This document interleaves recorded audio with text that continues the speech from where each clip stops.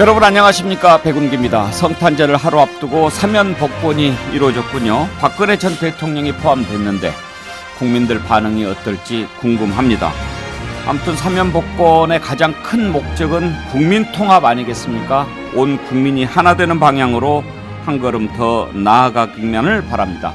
오늘 크리스마스 이브인데요. KBC 광주방송 애청자 여러분 모두에게 아기 예수 탄생의 크신 축복이 함께 하시기를 기도합니다. 메리 크리스마스. 백운계 시사 1번지 출발합니다.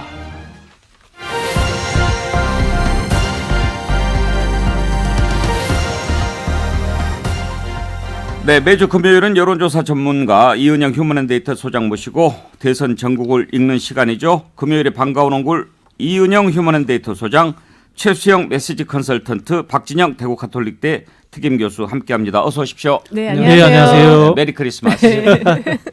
예쁘죠, 우리 스튜디오. 네, 따뜻합니다, 분위기가. 여기서 또 오후에 이완희 씨가 라디오 프로, 가요 프로를 진행하니까 더 이렇게 화려해진 것 같은데 감사합니다. 산타 아저씨 같으세요? 모자를 좀 쓸 걸 그랬나요?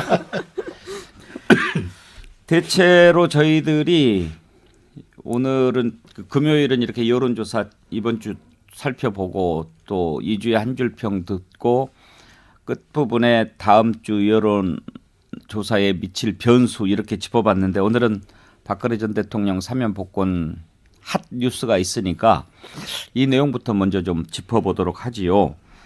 세 분의 박근혜 전 대통령 사면 복권 어떻게 보시는지 그걸 좀 듣고 싶은데 먼저 오늘 청와대 박경미 대변인이 문재인 대통령의 사면 복권과 관련된 내용 전한 게 있으니까 이걸 한번 좀 전해드리겠습니다. 문재인 대통령이 박근혜 전 대통령, 한명숙 전 총리 특별 사면 복권에 대해서 다음과 같이 말했습니다. 우리는 지난 시대 아픔을 딛고 새 시대로 나아가야 합니다. 이제 과거에 매몰돼 서로 다투기보다는 미래를 향해 담대히 힘을 합쳐야 할 때입니다. 특히 우리 앞에 닥친 숱한 난제들을 생각하면 무엇보다 국민 통합과 겸허한 포용이 절실합니다.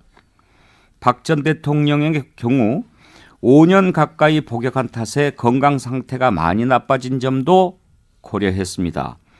이번 사면이 생각의 차이나 찬반을 넘어 통합과 화합, 새시대 개막의 계기가 되길 바랍니다. 사면에 반대하는 분들의 넓은 이해와 해량을 부탁드립니다. 청와대 박경미 대변인이 문재인 대통령의 메시지를 전했습니다. 자, 사면 있을까 이런저런 예측이 있었는데 결국 오늘 이제 사면 복권이 단행이 됐습니다. 한명숙 전 총리도 포함이 됐고요. 이명박 전 대통령은 빠졌습니다. 세 분 가운데 최수영 메시지 컨설턴트가 특히 박근혜 전 대통령 사면 복권을 보는 심경이 더 특별할 것 같은데 박근혜 전 대통령 당시 청와대에서 네. 선임 행정관으로 2년 3개월을 근무했습니다. 네. 예. 그래서 뭐 대변인실에 있었으니까 뭐 가까운 거리에 있었다고 저도 이제 생각이 되는데 뭐 여러 가지 좀 감회가 새롭습니다. 특히 이제 정말 영어의 몸에서 지금 굉장히 건강이 안 좋다고 전해지길래 예. 저도 이제 마음이 아팠는데 지금 청와대 메시지를 보니까 참 고심한 흔적이 많이 엿보이네요. 그러니까 찬반을 넘어. 참 이 표현은 이건 알고 있었다. 우리도 이게 논란이고 그렇죠. 부담인 걸 알고 있었지만 그런데도 불구하고 국민 화합의 방점을 좀 찍어달라 이런 예. 뜻 같은데 어쨌든 저는 문 대통령이 이번 기회를 넘기지 않은 것은 잘하는 것이다 생각이 듭니다. 왜냐하면 내년 3월 1일밖에 문 대통령 임기가 될 수 있는 건 3월 1일밖에 사면밖에 남지 않는데 그때는 바로 대선도 직전 아니겠습니까? 예. 그렇다면 여러 가지 논란이 있는데 지금 뭐 또 아기 예수 탄생 1인 오늘 크리스마스 때 이브 때 발표하면서 정말 포용과 화합 그다음에 이런 것들을 얘기한 거는 참으로 저는 문 대통령이 정말 그 고심 끝에 내린 용단이다. 저는 그렇게 평가하겠습니다. 그래요. 저도 오늘 이렇게 사면 복권 하면서 저는 박진영 교수 이런 부분이 좀 생각이 되더라고요. 어떻게 해서든 이걸 정치적으로 해석할 수 있는 여지를 가급적 줄이려고 대통령이 노력을 했던 것 같아요. 왜냐하면 그런 것 같습니다. 네. 예, 사면에 반대하는 분들의 넓은 이해와 해량을 부탁드린다. 반대하는 목소리도 감안했지만 지금 우리가 또 생각해 보겠지만 이재명 후보도 잘 몰랐던 것 같아요. 네, 알면서 네, 네. 그랬던 것 같지 않아요. 이재명 후보 평소 네, 스타일로 네, 봤을 네. 때 민주당도 잘 몰랐다는 거 아니에요? 송영길 대표한테는 좀 언질이 있었던 것 같아요. 예. 송영길 대표 반응을 보면은 좀 알고 있었던 것 같은데 이재명 후보는 몰랐던 것 같고요. 네. 그러니까 뭐 이건 뭐 대선에 유리하냐 불리하냐 이런 쪽으로 해석되는 것을 가급적이면은 좀 차단하기 위해서 민주당 대선 후보임에도 불구하고 사전에 뭐 고지하지 않고 이렇게 네. 한 게 아닌가. 오롯이 문재인 대통령의 몫이 이제 돼버린 거죠. 저도 뭐 개인적으로 뭐 사면에 반성과 사과가 없는 사면은 불가능하다 이런 생각을 꾸준히 밝혀왔습니다만은 이것은 대통령의 사면권에 해당되는 문제이기 때문에 대통령의 결단에 의한 거면은 아까 말씀하신 것처럼 찬반이 있더라도 수용할 수밖에 없는 상황으로 좀 만들어 주신 것 같다. 뭐 이런 측면에서 갈등을 최소화시켰다. 정치적 하나의 스토리를 만들지 않았다는 측면에서 대통령께서 시기적으로 그리고 절차적으로 좀 적절히 하신 게 아닌가 뭐 그런 생각이 듭니다. 네. 이은영 소장께서는 어떻게 생각하시나요? 네, 이게 사면 관련 여론이 우호적이지 않았어요. 반대 의견이 상당히 많았고 이제 최근 조사에서 이제 조금 엇비슷해지는 수준이었거든요. 근데 역시 반대가 5대5에서 5가 반대였기 때문에 쉽게 선택할 수 없는 거였고 과거가 아니고 다음 정부, 새 정부의 과제로 보통 이제 보고 있었는데 이제 전격적으로 이루어진 것과 관련해서는 그 반대 의견을 고려하지 않을 수 없었고 현 정부의 정통성과 되게 연결되는 거거든요. 국민이 이걸 교체한 거여서 국민의 뜻에 거슬리는 걸 할 수 없다는 걸 알면서도 이제 국민 통합 차원에서 했다. 근데 아무래도 저는 이제 여론을 보는 입장이다 예. 보니까 이게 이제 전통적인 영남권의 고령자층에게 이제 영향을 줄 것이기 때문에 지금 사실 이제 오늘 조사도 이번 주 나온 조사들 보면 고령자층의 흔들림이 좀 보였거든요. 예. 그래서 좀 약간 저는 이제 그런 거를 조금 연결해서 그럼요. 보게 되네요. 대선 전국에 미칠 영향을 그쵸. 뭐 무시할 수 없죠. 네. 문재인 대통령도 정치인인데 네. 그렇지만 아무래도 그런 영향을 최소화하려고 고심한 흔적은 보인다라고 느껴지는데 그런데 박진영 교수 네. 사면 복권 특히 박근혜 전 대통령에 대한 사면을 반대하는 사람들은 그런 생각이 좀 있지 않았습니까? 바로 얼마 전에 전두환 씨가 세상을 떠났는데 네네. 제대로 반성도 하지 않고 사죄도 하지 않고 진실 규명도 진실 제대로 되지 규명도 안 않았습니다. 해놓고. 네. 그러니까 그게 바로 섣불리 사면 복권을 했기 때문에 이런 그렇죠. 일이 일어난 거 아니냐라는 생각이 있었는데 지금 박근혜 전 대통령도 사실 언젠가부터는 재판도 제대로 받지 않고 쭉 이어져 그렇죠. 왔잖아요. 다만 이제 그 전두환 대통령 같은 경우에는 이제 광주에서 있었던 이 대규모 살상이라는 극단적인 상황인 거고 박근혜 대통령 뭐 그 정도까지는 아니라고 볼 수 있겠죠. 그런 좀 아쉬움이 차이가 있기는 있습니다만은 그럼에도 불구하고 제가 보기에는 박근혜 대통령이 지금이라도 뭐 반성이라는 것은 사실 우리가 알 수 없는 거지 않습니까? 최소한의 사과의 메시지라도 내주신다면은 예. 국민들도 좀 반대했던 국민들도 좀 마음이 더 편안해지지 않을까 사실 좀 그런 생각이 듭니다. 네. 최수영 컨설턴트 네. 보시기에 나올까요? 그 사과 메시지가. 글쎄요, 뭐 저도 근데 일단은 어떤 식으로든 사면하시면서 출소할 때 대국민 메시지가 저는 나올 거라고 봅니다. 그러니까 그거는 뭐 문 대통령에 대한 메시지라기보다는 대국민 메시지, 전직 대통령으로서 할 것 같은데 아마 거기에 대해서는 일단 사면이 이루어진 이상 어떤 최소한의 유감 표명이라든가 하는 어떤 그런 국민들의 마음을 조금 누그러뜨릴 수 있는 그런 식의 톤의 메시지는 좀 나올 가능성이 높다. 그러니까 아무것도 없이 아무 말씀 없이 그냥 바로 그냥 다시 집거의 생활로 들어가는 그런 건 하지 않을 것이다라고 박근혜 전 대통령도 정치인이었기 때문에 특히나 대중의 여론을 매우 중시하는 분이셨기 때문에 저는 어떤 식으로든 표현이 있을 거라고 생각이 됩니다. 옛날 군부 독재 시절 같은 경우에는 김대중 전 대통령을 상대로 그러니까 이제 뭐 그 내란 음모 사건 관련해서 정보기관에서 반성문 써라 뭐 그러면은 뭐 협조하면 네. 뭐 봐주겠다 이런 식으로 했지만 요즘에는 그렇게 할 리가 없잖아요. 없죠. 그러면은 박근혜 전 대통령 사면 복권 해줄 테니까 뭐 내부적으로 뭐 반성문 한 장 내라 이런 얘기 안 했을 거고. 안 했죠. 안 했겠죠. 네. 근데 이제 박근혜 전 대통령은 전혀 그동안 그런 입장을 밝히지 않았고 얼마 전에 이정현 전 새누리당 대표 인터뷰를 했는데 사면 관련해서 얘기하니까 뭐 우리는 구걸하지 않겠다예요. 나와서 과연 정치 활동을 할까 뭐 이런 생각도 드는데 어떻게 전망하세요? 저는 뭐 건강 문제도 있고 해서 정치 활동을 직접 하지는 않을 것이다. 다만 전직 대통령으로서 확고한 지지 기반이 있었던 분이었기 때문에 유무형의 영향력은 행사가 될 것이다. 이제 그것을 활용하려는 혹은 이용하려는 정치인과 정치 세력이 있을 수는 있겠으나 대통령이 저는 정치 전면에 나선다는 거는 생각은 그런 아마 좀 가능성이 높지 않을 거라고 저는 분석이 되고요.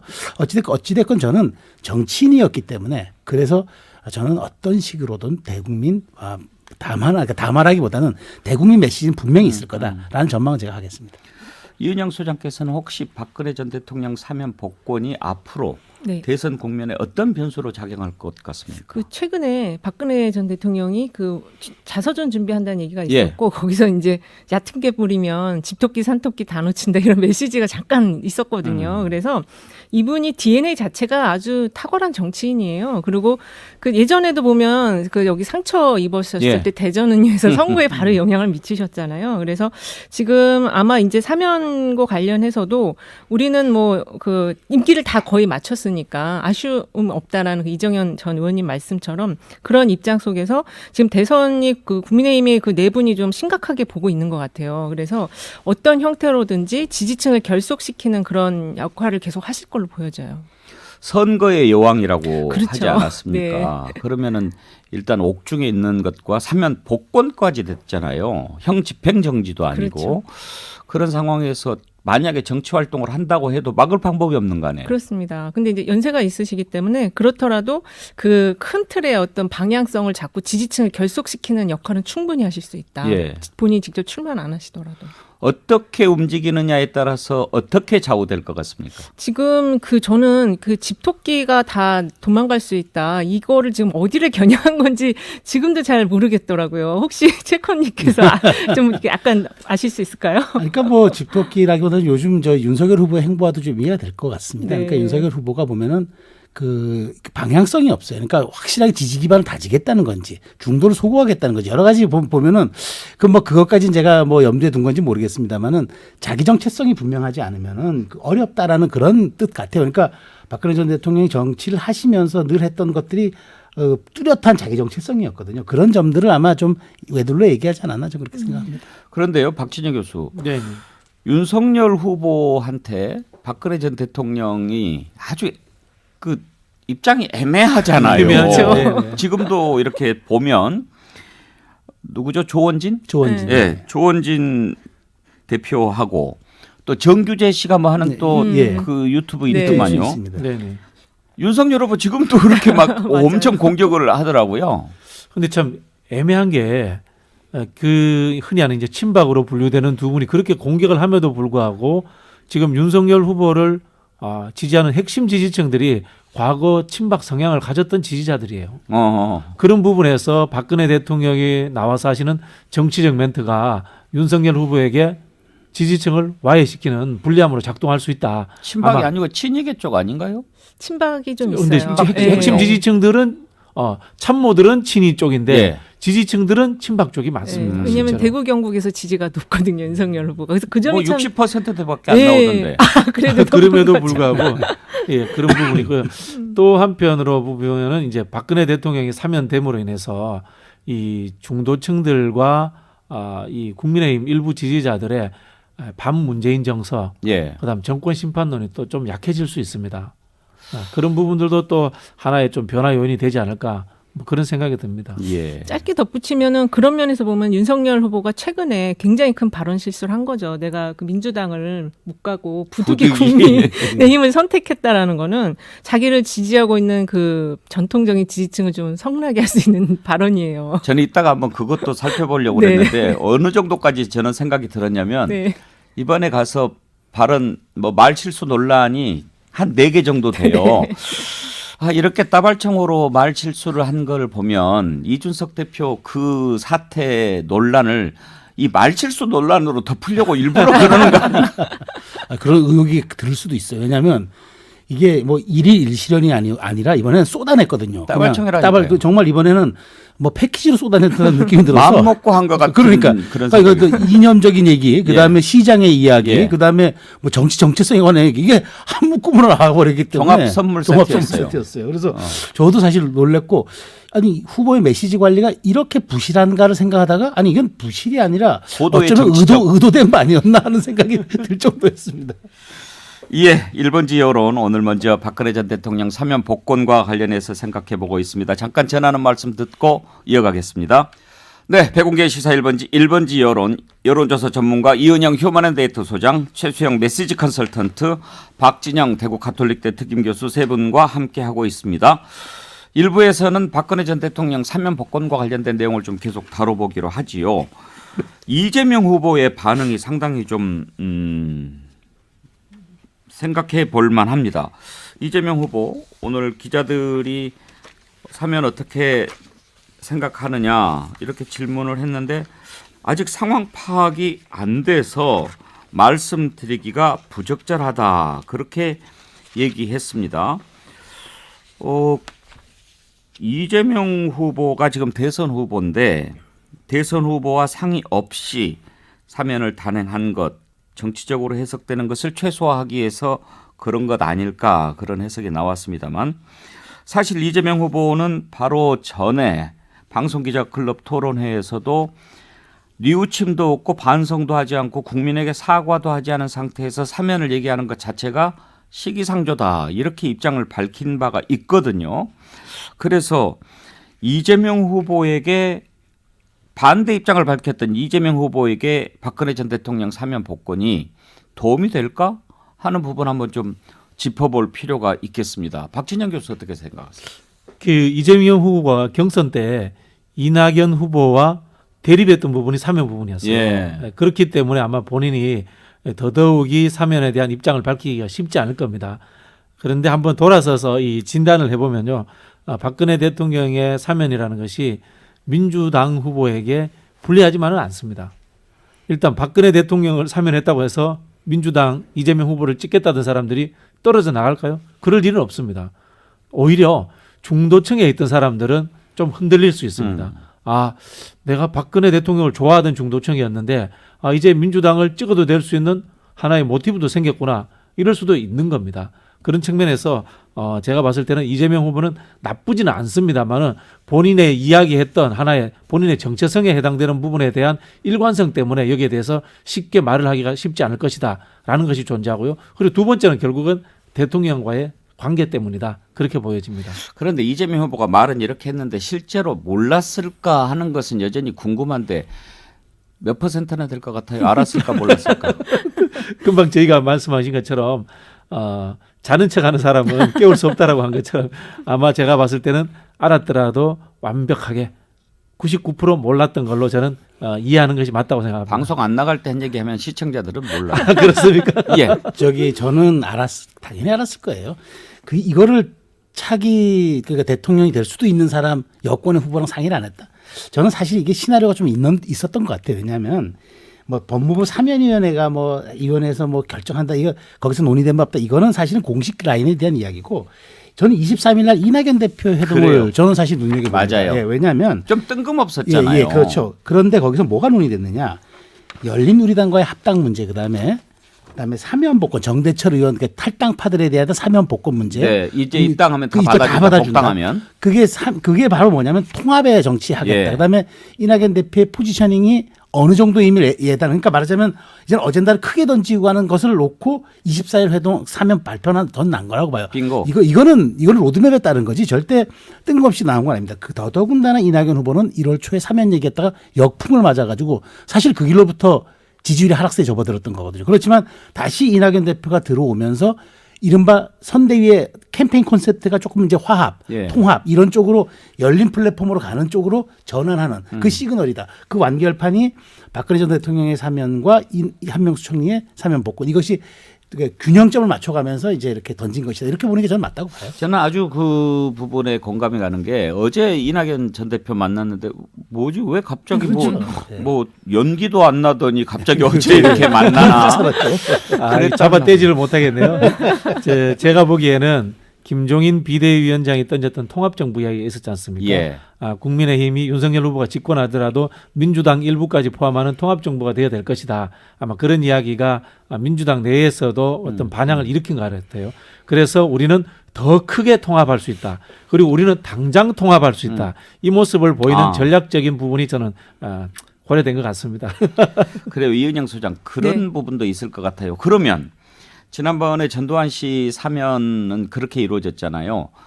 김대중 대통령이 당선돼 가지고 김영삼 대통령에게 건의해서 그걸 받아들이는 형식으로 그렇게 했는데 그렇다면 이번에도 만약에 좀 광나게 해주려면 이재명 후보가 건의를 해서 문재인 대통령이 받아들이는 형식으로 그렇게 할 수도 있었을 텐데 그러면 너무 정치적으로 써먹는다라는 생각도 하나 할 수 있고 또 하나는 그동안에 본인이 계속 반대해 왔는 그쵸. 그런 입장이었는데 그걸 또 바꾸는 것도 그쵸. 이상하잖아요. 근데 그런 측면도 있고요. 그리고 이제 그 각자의 지금 민주당 내의 역학관계 그것도 같이 좀 작용이 된 것 같아요. 다 이제 대선을 승리하는 데 있어서 각자 기여도가 있었다라는 부분을 좀 던져놓고 가야 되거든요. 확실하게 이제 딱 집어넣고 가야 되는 부분도 있지 않았나 그렇게 생각이 들고 지금 박 교수님 말씀하셨지만 지금 이번 이제 여론조사 좀 이따가도 말씀드리겠지만 전체적으로 지금 국민의힘의 성벽에 균열이 갔다 이렇게 지금 판단을 하고 있고 거기서 균열된 곳을 더 밀어가지고 완전히 무너뜨리겠다 예. 그 차원에서 요 지금 안도 나온 것 같습니다. 특히 그 이낙연 후보와의 회동은 그 이제 호남에서 상당히 사면의 반대 여론이 높았었거든요. 근데 그거를 이재명 후보와의 어떤 이재명 후보 스스로 차별화를 시켜내면서 또 이낙연 후보가 결합하면서 그걸 좀 무마시켜 줄 수도 있고 지금 이재명 후보 가장 약한 고리라고 할 수 있는 20, 30대 여성층 여기가 이낙연 후보를 좀 지지했던 부분이 있었어요. 그래서 그것도 좀 받아안고 그리고 이번 조사에서 이제 보면은 그 70대 층에서 이재명 후보의 지지율이 소폭 상승했거든요. 그러니까 거기도 공략하고 거의 일석삼조 효과를 누린다고 할 수 있겠습니다. 윤석열 후보 반응이 방금 나왔군요. 우리 박근혜 전 대통령 사면 늦었지만 환영합니다. 우리 박근혜 전 대통령. 우리 방송 들었나 봐요. 우리 박근혜 전 대통령 무슨 의미죠? 메시지가. 아니 저건 그거죠. 본인이 단죄한 사람 아닙니까? 예. 그러니까 이제 나왔으니까 이제는 우리로 가야죠. 그러니까 이제는 본인이 여기에 대해서 사실은 원죄가 있었지만 탄핵의 강을 건넜던 거는 정권 교체에 대한 그거 하나인데 지금 말씀하신 것처럼 요새 균열 지점들이 많잖아요. 그렇다면 우리라는 것을 동질성을 강조함으로써 나는 여기에 대한 그렇게 뭐 죄의식이 없다. 그리고 그다음에 내 책임이 아니다. 그리고 이제부터 내가 박근혜 대통령을 끌어안고 가겠다. 이런 어떤 이제 말하자면 우리라는 단어로 이제 공동체적 정치적 운명 공동체라는 이야기를 한 것 같은데 글쎄요. 지금 이 시점에 우리라는 단어가 얼마나 큰 파급력과 동의성을 가질지 모르겠습니다. 본인도 우리 총장이었잖아요. 우리가 선택적으로 사용되는군요. 아마 민주당 지지층에서는 우리 검찰이 구속시켰던 으로 해석하고 싶어 할 겁니다. 네. 예. 이재명 후보는 문재인 대통령 결정을 존중한다. 하지만 박근혜 전 대통령 진심 어린 사죄가 필요하다. 이런 입장을 이제 정리를 했군요. 그렇지만 아까 최수영 메컨 얘기했듯이 메시지가 나오긴 하겠지만 글쎄요. 지금까지 보여왔던 입장 봤을 때 사죄 발언이 나올 수 있을까? 저는 폭넓은 유감 정도로 생각합니다. 그러니까 사죄, 그러니까 했으면 벌써 했겠죠. 그러면 이미 그러면 뭐 형 집행정지라든가 여러 가지가 가능성이 있었던 것들이 있었는데 굳이 끝까지 안 한 거는 차기 정부에서 하면 나 그때 오히려 내가 떳떳이 나오겠다 이런 생각을 한 것 같은데 지금 이렇게 어쨌든 대통령이 사면권을 행사한 이상 입장을 표명 안 할 수는 없죠. 근데 저는 폭넓은 유감 정도로 가면서 국민의 뜻을 잘 받들겠다 정도로 가지 않을까 생각합니다. 문제는 죄값을 치렀다는 인식이 아니고 국민 여러분께 심려를 끼쳤다 이런 정도가 될 것 같다는 거죠. 그렇죠. 그러니까 유감 제가 이렇게 애둘러 유감이라고 얘기했는데 그러니까 진심 어린 사죄. 근데 이 탄핵에 대해서 당사자 대통령 전직 대통령으로서 여기에 대한 것은 자신은 역사의 평가가 또 할 수도 있다라고 생각하기 때문에 이 부분을 본인이 아주 정교하고 치밀하게 선을 긋고 시인하고 나간다는 거 저는 사실 그것 또한 본인 입장에서는 쉽지 않을 거라는 생각이 듭니다. 친박계 움직임도 앞으로 궁금한데요. 그렇죠. 그렇지만 저는 친박계가 사실은 소멸된, 그러니까 형해화됐다고 보는 게 맞기 때문에 친박계가 이제 어디 있겠습니까? 이제는 윤석열계만 있겠죠. 박 교수도 그렇게 생각하세요? 그렇죠. 지난 한 5, 6년간에 있었던 상황 전체에 대한 하나의 유감 표명이라든가 본인의 회고 뭐 이런 것들은 할 수 있다고 보는데 사과라는 표현을 써가면서 본인의 잘못을 100% 시인하는 건 아마 쉽지 않을 것이다. 뭐 그런 생각이 듭니다. 예. 그럼에도 불구하고 사과는 요구해야죠. 1부는 여기까지 하고요. 2부에서 이제 본격적으로 여론조사 내용 가지고 대선 전국 분석해 보겠습니다. 2부에서 뵙죠.